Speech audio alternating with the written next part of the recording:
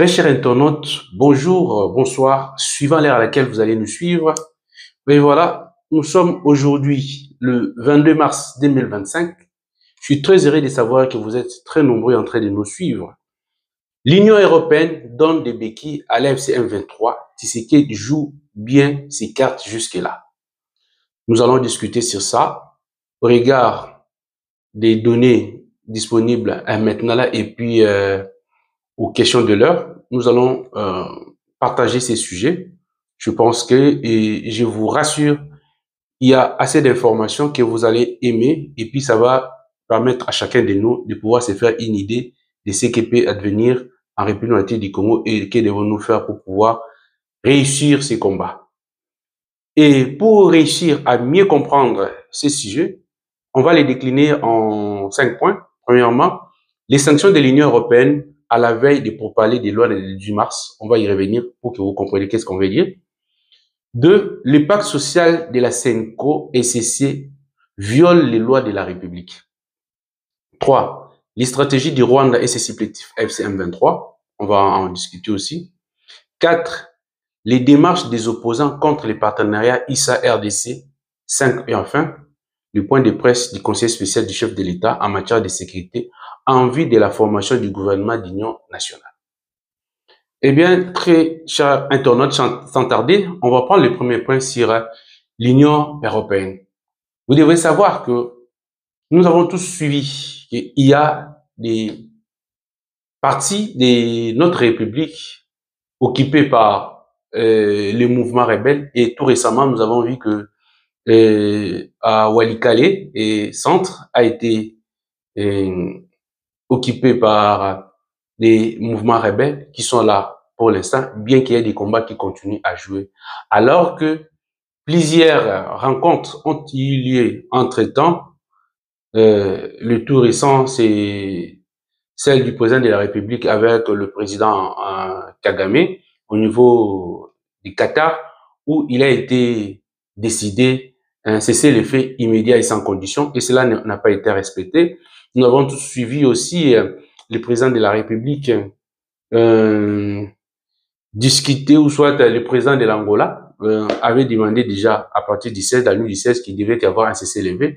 Malheureusement, ça n'a pas toujours eu lieu, et nous avons suivi aussi des avancées entre les gouvernements congolais et puis les gouvernements américains sur le partenariat stratégique. Bien que tout cela ait eu lieu, mais nous avons senti qu'il y a toujours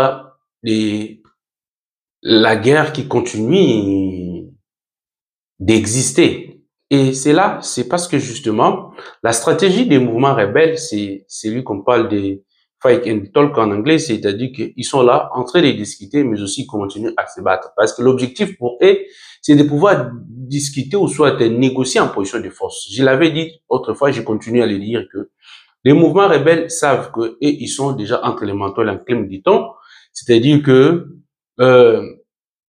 ils sont en train de se combattre pour leur survie. Ils savent qu'il y a des sanctions qui sont déjà sur eux et que de ces côtés ici, ils ont été sanctionnés au niveau national par le gouvernement de la République du Congo et par l'entremise du ministère de la Justice, et que si aujourd'hui ils arrivaient à arrêter avec la guerre et qu'il n'y a pas de négociations, ce sont eux qui seront perdants parce qu'ils seront arrêtés. D'où il faut négocier.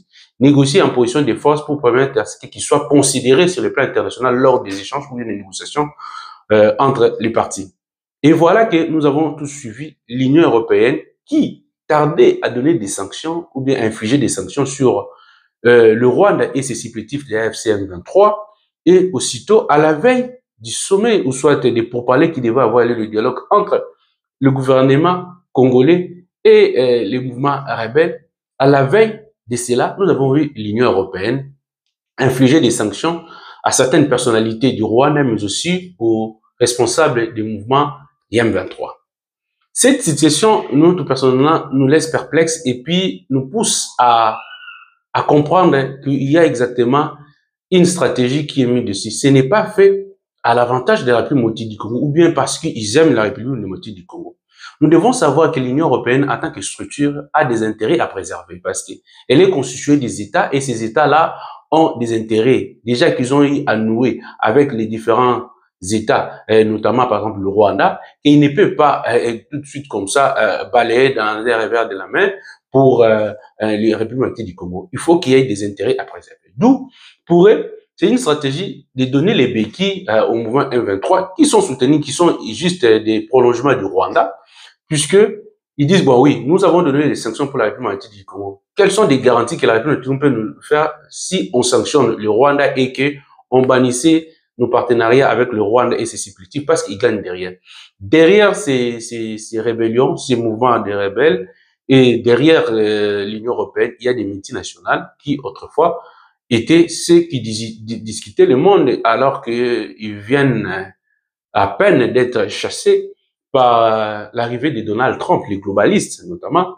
Du coup, ils sont en train de perdre des terrains et l'objectif pour eux, c'est de trouver gain de cause dans cette discussion, bien dans ces guerres qui se passent. Et là, on inflige, oui, effectivement, des sanctions au Rwanda, mais on fait en sorte que l'M23 ne vienne pas aux négociations de peur qu'il y ait des conclusions positives et ils n'auront pas d'intérêt à gagner. Donc, on sanctionne à la veille et cela permet à MCM23 d'avoir un argument solide de ne pas venir. Donc, c'est quelque chose qui a été planifié clairement.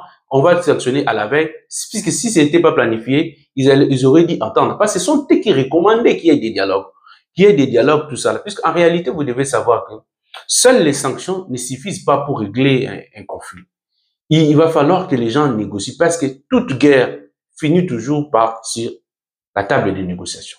Et lorsque des politiques de haute facture à ce niveau-là infligent des sanctions à la veille des négociations, ça ne peut qu'être une stratégie pour pouvoir tirer l'épingle de ficelle ou bien des intérêts entre-temps. Parce que là, et ce sont des intérêts des minerais qu'ils étaient en train de gagner illicitement, illégalement par l'entremise du Rwanda avec qui ils avaient signé des partenariats stratégiques sur ces minerais que le Rwanda ne disposait pas. Donc, c'est une stratégie pour faire pression à la République du Congo aussi, de savoir que oui, bien sûr, on donne des sanctions, mais vous, quelles sont les garanties? On doit se rassurer que est-ce que nous allons nous retrouver. Donc, les gens continuent à se battre. Et voilà pourquoi nous nous disons en République du Congo que pendant cette période ici, parce que toutes ces manœuvres qu'on est en train de faire, c'est-à-dire que créer des négociations, chercher des voies de négociation pour retarder un peu les gains, c'est pour que les gens puissent se positionner. De la même façon que les rebelles et tous leurs groupes sont en train de positionner, de se réorganiser, nous aussi, nous devons nous organiser. Voir là où ça n'a pas été, notamment, par exemple, nous avons vu des défections au sein de l'armée, des gens qui trahissaient. Comment contourner, trouver des solutions pendant cette période ici? Parce que le fait de tirer des choses en longueur, c'est pour pouvoir nous organiser. Nous ne devons pas rester distraits. Nous devons nous organiser. C'est pourquoi nous prenons qu'il y ait vraiment un task force stratégique qui est constitué des universités pour penser des stratégies à la fois militaires, politiques, géopolitiques, internationales et la vie internationale pour pouvoir tirer profit et gagner cette guerre. Sur le plan diplomatique, nous sommes en train d'évoluer, mais nous devons être conséquents avec nous-mêmes pour pouvoir mettre vraiment notre armée dans des conditions pour sécuriser les pays. Évitons l'avancée parce qu'ils avancent parce qu'ils savent que nous finirons par la négociation. À défaut de la République du Congo de pouvoir les empêcher à avancer, s'ils ont la capacité de venir jusqu'à Kinshasa à renverser le pouvoir, ils le feront sans hésiter. Donc nous devons être conscients de cela pour prendre des mesures qui s'imposent. Voilà ce qu'on pourrait dire sur ces points-là. Et le deuxième point, nous passons, c'est le pacte social de la CENCO-SCC viole les lois de la République. Très chers internautes, très chers camarades, très chers compatriotes, j'aimerais bien vous parler ici très sincèrement en se fondant sur des faits, la loi, mais aussi le principe de la vie. Donc, nous devons savoir que, en règle générale, en droit comme en sciences politiques, en sciences sociales, la Constitution est appelée pacte social. Nous le savons. Lorsque la CENCO-SCC, qui sont des associations, des ASBEL, puissent prendre l'initiative de construire un pacte social pour la paix, c'est une violation d'abord principalement de la loi, de la Constitution, mais aussi de la loi de la République. Et plus grave encore ici, de la loi organisant des associations et des établissements d'utilité publique, de cette loi de 2010, si je ne m'abuse. Cette loi dit que nous avons des catégories des associations éducatives, nous avons des associations politiques, des associations confessionnelles. Dans les associations confessionnelles où nous retrouvons des églises, nous avons des confessionnels des droits congolais et des confessionnels des droits étrangers.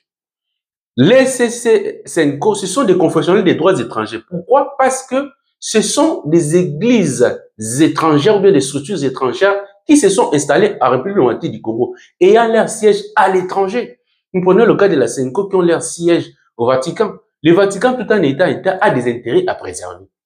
Comment se fait-il que le principe même des Nations Unies qui veut que l'interdiction formelle de l'ingérence dans les affaires intérieures de notre État, les CC5Co, tout un État des filières ou bien des branches d'un État appelé Vatican, ne peut pas s'immiscer dans les affaires intérieures d'un État. Comment il peut prendre le devant et puis poser des actes sur des questions réservées exclusivement aux institutions de la République? Et que cela est en train, est laissé au vieux de tout le monde, et les gouvernants sont en train de rien dire. Là, ça pose exactement un problème de gouvernance que nous devons corriger rapidement. Ils n'ont pas qualité ni habilité à pouvoir prendre de telles décisions parce que cela revient à l'État, puisque en fait, en relations internationales, ça doit être dit, même dans toutes ces organisations-là, les membres des organisations-là ne sont pas des individus, ce sont des États. En vertu de quel principe, bien à quelle qualité, par exemple, la CENCO, vont-ils aller voir les différents chefs d'État, tout ça pour négocier au nom de l'État congolais. Et puis, il parle d'un pacte social. Ce pacte social, je ne vois pas par quel manger cela peut être possible si on ne change pas la Constitution.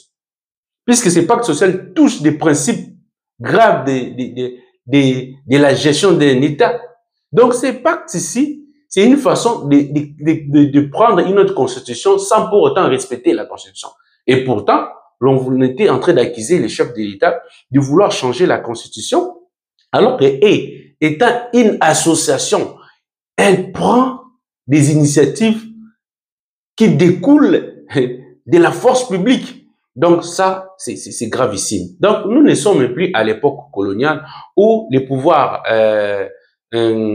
célestes qu'on appelait étaient supérieurs au pouvoir de l'État. Mais là maintenant, il y a séparation entre les pouvoirs célestes et les pouvoirs temporels qu'on appelle l'État. Donc l'État est devenu souverain et que les églises, ce sont que des simples associations qui ont leur cahier des charges qui est repris dans leur statut. Dans le statut, si vous lisez les statuts de la CENCO, nulle part on verra qu'ils sont, c'est un parti politique. Non, mais sur quelle base ils sont en train de prendre cette initiative? Et ils vont même à l'étranger rencontrer des présidents étrangers. Je vous dis très clairement que nous allons revenir un autre jour, on en parlera. Vous comprendrez que ce que nous sommes en train de dire maintenant, c'est ça. Les gens ne peuvent pas respecter l'État congolais aussi longtemps qu'ils ne comprennent pas que c'est à lui et à lui seul qui revient le pouvoir de prendre des décisions de ce genre. Réunir des populations, rassembler des gens. Nous avons tous vu que le président de la République avait lancé un appel pour un gouvernement d'union nationale. C'est là, c'est déjà placé les lits pour le respect des recommandations de la résolution 2773 qui demandait à ce qu'il y ait aussi des dialogues au niveau intérieur entre des partis. Mais bien sûr, déjà, cet appel-là des consultations, ils vont consulter les partis, on pourra discuter, chaque parti va donner ses cahiers des charges et va donner son avis sur la question, et cela pourra constituer un document de travail qui pourra maintenant permettre à l'État de voir quelle est la voie à suivre. Mais voir de telles institutions, d'associations privées, prendre le dessus sur des questions d'intérêt national, d'intérêt de l'État, qui n'est pas de la compétence, c'est des violer. Moi, je pense que des religieux devaient être d'abord des gens qui devaient être de respectueux du texte et des lois. Ils savent très bien que le fait pour eux de prendre des telles initiatives viole à la fois la Constitution et les lois de la République, particulièrement la loi qui organise des aspects de 2002. Voilà ce que nous pourrons dire sur ce point ici. J'espère qu'on va y revenir pour donner un peu plus de détails lorsque nous allons suivre l'évolution des actualités. Alors, on passe ici à un autre point. Les stratégies du Rwanda est supplétif FC-M23. C'est des fake and talk. Déjà, je vous l'ai dit. C'est-à-dire que oui, on est en train de chercher à négocier, mais nous sommes en train aussi de combattre sur le terrain. Nous, en tant que République, nous devons comprendre cela. Jusqu'à quand nous ne pouvons pas être en mesure d'empêcher, mais aussi d'anticiper les stratégies de l'ennemi allant dans le sens de conquérir les territoires. Nous risquons de se réveiller un bon matin que on n'a plus assez de territoires et ça sera décevant et ça sera très humiliant pour un État. Ouais, c'est pourquoi il est très nécessaire pour la primatie du Congo d'avancer très rapidement avec ces différentes initiatives de coopération avec d'autres partenaires pour pouvoir voir comment, à quelle mesure renforcer l'État, renforcer notre armée avec des nouvelles technologies de l'information, la cybertechnologie, pour empêcher et acheter. Nous avons l'argent, nous avons l'argent, nous avons la possibilité, nous avons des personnes. Ce qui était un empêchement pour nous, c'était nous étions placés sur l'embargo de notification et qu'on était obligé de notifier avant que nous achetions des armes. Et là, maintenant, là, nous avons la possibilité d'acheter des armes. Pourquoi on n'arrive pas? Oui, il faut condamner ceux qui ont trahi, mais ne pas décider de ne rien faire parce qu'il y a des gens qui ont trahi. L'État doit continuer à exister, ce qu'on appelle la continuité des services de l'État. Ceux qui ont trahi, on les met de côté et l'État continue à exister. Nous devons prendre des mesures si nous voulons vraiment être forts et puissants. Parce que tous ces pays-là, toutes ces organisations internationales qui ont sanctionné les Rwandais et les supplétifs, c'est de la politique. La politique, elle est dynamique, n'est pas statique. Tout peut changer. Si ces gens-là se retrouvent en position de force, vous allez voir que ces sanctions-là ne vont rester que des lettres mortes et ça va rien faire parce qu'ils seront considérés sur les plans internationaux. Parce qu'en relation internationale, il s'agit des intérêts, ce n'est pas des sentiments d'amitié. Il n'y a pas d'amitié. Il n'y a que des intérêts à préserver. Là où leurs intérêts commencent à se faire sentir, ils vont changer de camp facilement. Et donc, c'est comme ça que ça se passe et nous devons être conscients pour prendre des mesures qui s'imposent. Voilà. Les démarches des opposants contre le partenariat ICRDC. Voyez-vous, nous sommes, nous particulièrement avec le du Congo, face à des gens qui ne sont pas de bonne foi. Hein? Ils sont pas sérieux, ils ne sont pas cohérents envers eux-mêmes. L'État congolais est en train de chercher à signer un partenariat avec le gouvernement américain, pas avec des individus, avec le gouvernement américain, pour leur offrir le marché des minerais, des minéraux et des métaux stratégiques. Mais nous voyons qu'il y a des opposants qui vont faire des contre-campagnes pour empêcher que le gouvernement américain puisse accepter ces deals. Ce que nous demandons en contrepartie de la sécurité, du renforcement de notre sécurité, ce qui nous guette pendant plus de 30 ans. Nous avons des difficultés en termes d'armée, d'organisation de l'armée, de sécuriser nos différentes frontières. Mais nous sommes en train d'aller dans la bonne voie, mais des opposants, ils vont là-bas. Ils accusent le gouvernement congolais, le président de la République, de vouloir brader nos minerais pour sa propre sécurité, mais aussi pour s'éterniser au pouvoir, alors qu'ils oublient que la partie Est, pendant plusieurs années, est exploitée par le Rwanda et ces minéraux-là ne sont même pas vendus, mais pris gratuitement parce que ce sont eux qui gèrent. Mais ils n'ont jamais critiqué, condamné le Rwanda. Alors qu'un chef de l'État élu démocratiquement veut entrer en contact avec un autre État pour signer des partenariats, et il a même diversifié ses partenariats avec plusieurs autres pays, l'accusé de brader nos minéraux, mais aussi de s'enrichir sans pour autant apporter de la moindre preuve. Là, ça frise clairement de l'acharnement. Moi, je serais d'accord avec ces différents opposants ici qui accusent les chefs de l'État de tous ces mots dont ils accusent, de vouloir nous apporter des preuves. Parce que les partis politiques ou ceux de l'opposition doivent être aussi en mesure d'amener des preuves. Ils ne doivent pas être là uniquement pour chercher à nuire. Voilà que le Rwanda, personne n'annexe le Rwanda, clairement. Personne n'attaque le Rwanda, clairement. Mais on attaque son président avec les projets. Tout ça parce que les gens sont en train de se battre pour leurs propres intérêts. Ce dont on accuse le président de la République d'y être, moi je pense que c'est l'opposition aussi qui est pareil. Donc le problème de la République du Congo, c'est sa classe politique. Une classe politique qui est basée uniquement pour des intérêts personnels et égoïstes. Il ne voit pas la population. Au point que les gens qui sont même dans la rébellion, Nang a dit très clairement dans sa conférence de presse que le président de la République Tshisekedi attend qu'il y ait combien de morts pour qu'il accepte enfin de négocier. Donc pour lui, la monnaie d'échange, c'est tuer la population pour faire peur à Tshisekedi. Voyez-vous à quel point l'être humain est devenu inhumain en faisant des actes de barbarie pour faire taire un gouvernement pour ses intérêts personnels. Donc, il ne pouvait pas dire que jusqu'à quand le président de la République peut attendre qu'il y ait assez de territoires tombés. Donc, lui, pour lui, la monnaie d'échange, c'est de tuer les gens pour faire peur à Tshisekedi. Donc, des gens pareils méritent vraiment pas le respect, ne méritent pas d'être considérés. Vraiment, ils méritent des sanctions, mais aussi, nous devons être en mesure de pouvoir les bouter dehors. Sinon, nous serons humiliés et les gens ne vont pas nous respecter. Voilà ce que nous pourrons dire sur ces points-là. Et enfin, pour clore, là, on va continuer de c'est les points de presse qui va se tenir aujourd'hui même par le Conseil spécial des chefs de l'État en matière de sécurité, Kolongele, donc Cachemire. Donc là, il s'agit des consultations des différentes couches de la population pour la création d'un gouvernement d'union nationale. Là, on ne va pas trop commenter parce que nous allons entendre. C'est comme ça, on parle aussi quels sont les enjeux qui sont là. En fait, l'objectif ici, c'est de faire comprendre à la population, nous devons cimenter la cohésion nationale. Donc là, nous ne devons plus parler du gouvernement de Tshisekedi parce que la question ici, c'est la question de la survie nationale. Comment faire en sorte que l'État congolais puisse faire face à l'ennemi, le Rwanda et ses supplétifs qui sont en train d'attaquer le Congo. Et nous le savons tous, que ce soit l'opposition, la société civile, le gouvernement, nous le savons, les savent que derrière le Rwanda et ses supplétifs, il y a des globalistes et des multinationales qui ne veulent pas que la République puisse être en paix. De peur que la République du Congo, avec toutes ses potentialités, puisse se développer le plus rapidement possible et trouver une place dans l'échiquier international. Comment les gens qui comprennent cela vont encore se battre? Nous devons nous unir, je pense, et je comprends que c'est point de presse, soit cette initiative de consultation pour un gouvernement d'union nationale va dans ce sens-là. Et donc, nous appuyons cela, nous en félicitons. Nous allons voir maintenant quelle est la maturité de la classe politique congolaise. Malheureusement, c'est que sur notre classe politique n'est pas mature, ce sont que des gens qui normalement devaient être déclassés pour une nouvelle classe politique. Parce que et nous avons tous vu déjà les campagnes qu'ils font, leur manière de comporter un pouvoir suffisant, ce sont des gens qui travaillent uniquement pour leurs propres intérêts. Voilà ce que nous pourrons dire aujourd'hui. Très chers internautes, je suis très ravi de savoir que vous êtes très nombreux en train de nous suivre. Moi, je me présente, je suis Guilhem Ikobi Kouete, je suis juriste de formation, publiciste, expert en politique publique et en stratégie de développement, mais aussi chercheur et diplômé en ressources humaines, négociateur ayant participé dans plusieurs négociations dans le cadre des échanges commerciaux, mais aussi du développement public.